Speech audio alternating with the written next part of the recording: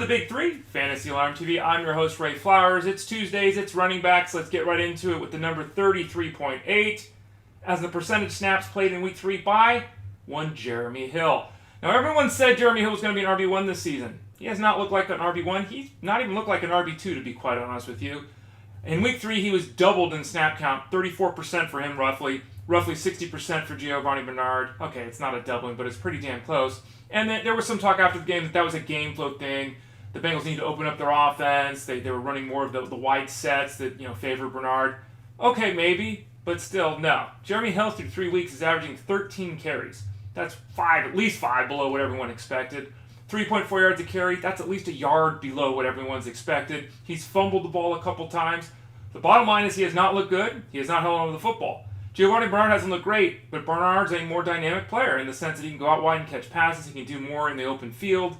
Hill's still going to have a role. Still quite possible that Hill lives up to expectations from this point forward, but the hope of him having a massive breakout season and being a superstar in the fantasy game this year doesn't look like it's going to happen in 2015. Second number of the day is 100, as in the percent of health of C.J. Spiller, according to his coach, Sean Payton. That makes no sense. First game back for Spiller from his injury. Okay, he doesn't play a lot. We get that. Second game back in Week 3, it doesn't make any sense. We now have 2 games for C.J. Spiller. He's had 7 touches. Kerry Robinson, who basically is should be the third back behind Mark Ingram, Spiller, and then Robinson. Robinson is averaging 9 touches a week through 3 games. We've had Spiller on the field twice, and he's got 7 touches. The Saints gave Spiller $9 million.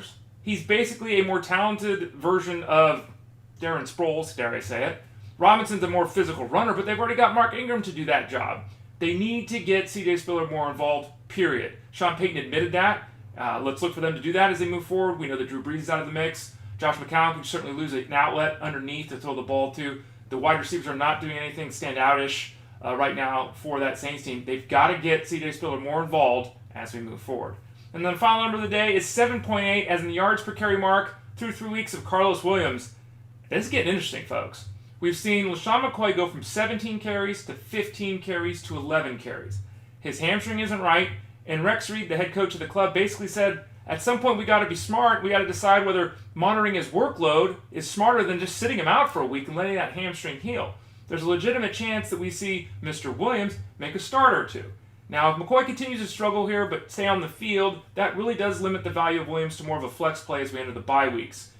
Williams, again, 7.8 yards a carry. He had only 12 carries the first 2 weeks, but he had 12 carries in Week 3, went for 110 yards and a touchdown. The third straight game that he has scored. LaShawn McCoy is not doing it. 3 games in a row for Karlos Williams getting in the end zone. Williams can't be on waiver wires. Should he be in your lineup? That's a debatable question right now. If McCoy goes out, we might be cooking with oil, as they say. Ray Flowers, Big 3, Fantasy Alarm TV. Don't forget to visit us, fantasyalarm.com. Our weekly rankings should be out pretty soon, folks. Help you win in Week 4. Take care.